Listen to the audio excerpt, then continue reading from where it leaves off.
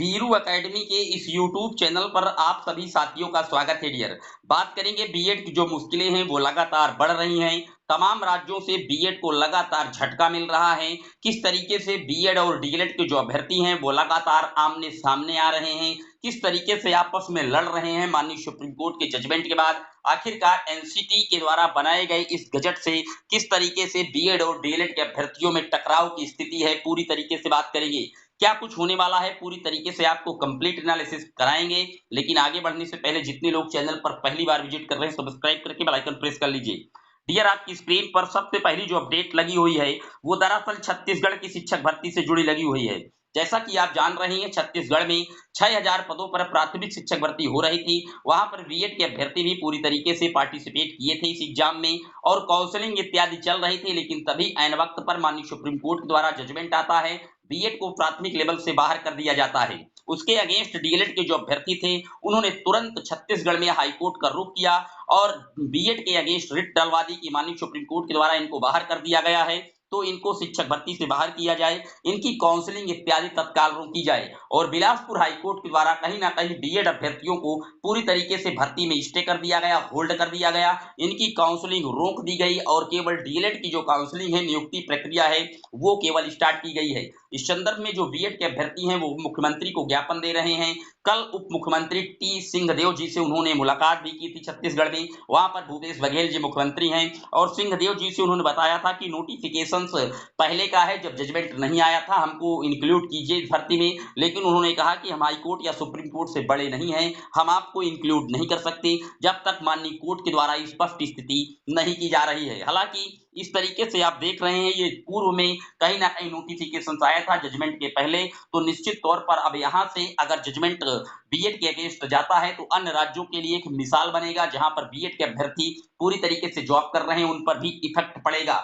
क्योंकि बात कर लें जैसे मध्य प्रदेश की एमपी वर्ग 3 की शिक्षक भर्ती की, बात कर लें 69,000 की उत्तर प्रदेश की शिक्षक भर्ती की, ये सारी शिक्षक भर्तियां इसी तरीके से हुई हैं क्योंकि जजमेंट के पहले इनके नोटिफिकेशन आए थे और ये लोग जॉब कर रहे हैं। और ये भी छत्तीसगढ़ की जो शिक्षक भर्ती है ये भी जजमेंट के पहले का ही नोटिफिकेशन है, जहां पर बीएड को इनवैलिड किया जा रहा है। डियर, बात कर लेते हैं अगली अपडेट की। तो अगली अपडेट असम की कैबिनेट के द्वारा कल साफ साफ बता दिया गया वहां के शिक्षा मंत्री जी के द्वारा कि हम अपर प्राइमरी में ही केवल बीएड को इंक्लूड करेंगे, जैसा एनसीटी की गाइडलाइन के अकॉर्डिंग हमें जानकारी दी जा रही है। प्राइमरी लेवल पर हम बीएड को नहीं रख पाएंगे, उन्होंने ये ट्वीट करके जानकारी दी है।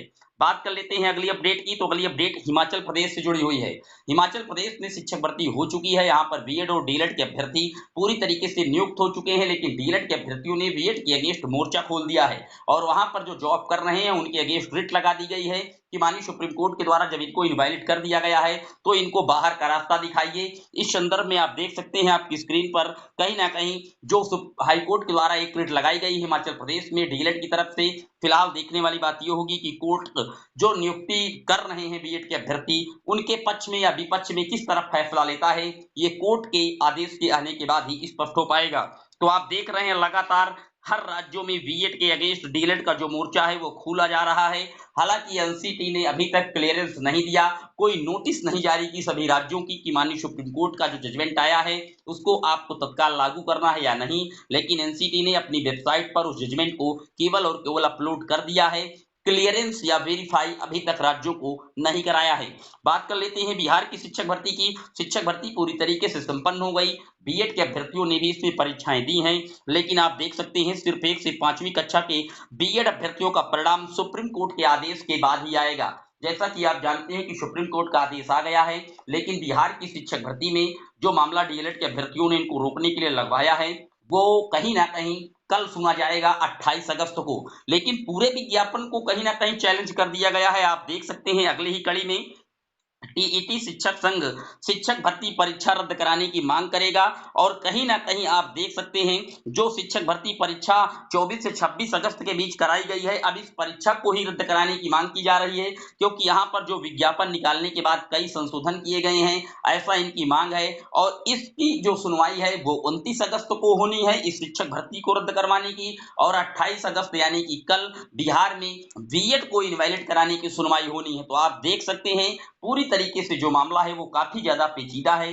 बीएड और डीएलएड आपस में किस तरीके से लड़ रहे हैं, टकराव की स्थिति है। माननीय सुप्रीम कोर्ट का जो जजमेंट आया है वो पूरे भारत में अभी तक प्रभावी नहीं है, क्योंकि एनसीटी ने साफ-साफ इसमें क्लियरेंस नहीं दिया। पूरे राज्यों को नोटिस नहीं जारी कर पा रही एनसीटी। आखिर एनसीटी इतना विलंब क्यों कर रही है? क्या वो रिव्यू पिटिशनर लेने के मूड में है या केंद्र सरकार इस पर कोई अध्यादेश लाने की फिराक में है? लेकिन लगातार अगर अभी की बात की जाए तो बीएड अभ्यर्थियों की जो मुश्किलें हैं वो लगातार बढ़ती जा रही हैं। हर स्टेट में जहां पर वो जॉब भी कर रहे हैं या नहीं भी कर रहे हैं, पूरी तरीके से बीएड के अगेंस्ट ही धीरे-धीरे प्रत्येक राज्य होते जा रहे हैं। क्योंकि जिस ब्रिज कोर्स के सहारे ये लोग जॉब कर रहे थे, उत्तर प्रदेश की बात कर ली जाए 69,000 की, तो वो आज तक ब्रिज कोर्स ही नहीं कर पाए हैं। छत्तीसगढ़ हो, असम हो, उड़ीसा सरकार ने तो अपने यहाँ नया गजट जारी कर दिया है। बीएड को प्राथमिक लेवल की शिक्षक भर्ती से बाहर का रास्ता फिलहाल दिखा दिया है। तो हर राज्य से बीएड के लिए बुरी खबरें आ रही हैं। एनसीटी अपना कब क्लियरेंस देगी सभी राज्यों को, फिलहाल इसका हमें आपको वेट करना होगा। पूरे वीडियो पर आपकी क्या राय है? बीएड को अभी सरकार क्या गुपचुप तरीके से अंदर कराने की फिराक में है? आखिर एनसीटी अपनी क्लियरेंस रिपोर्ट क्यों नहीं दे रही है सभी राज्यों को? आप अपनी राय कमेंट बॉक्स में मेंशन कर सकती हैं। फिर मिलेंगे एक और वीडियो में, तब तक के लिए जय हिंद, जय भारत।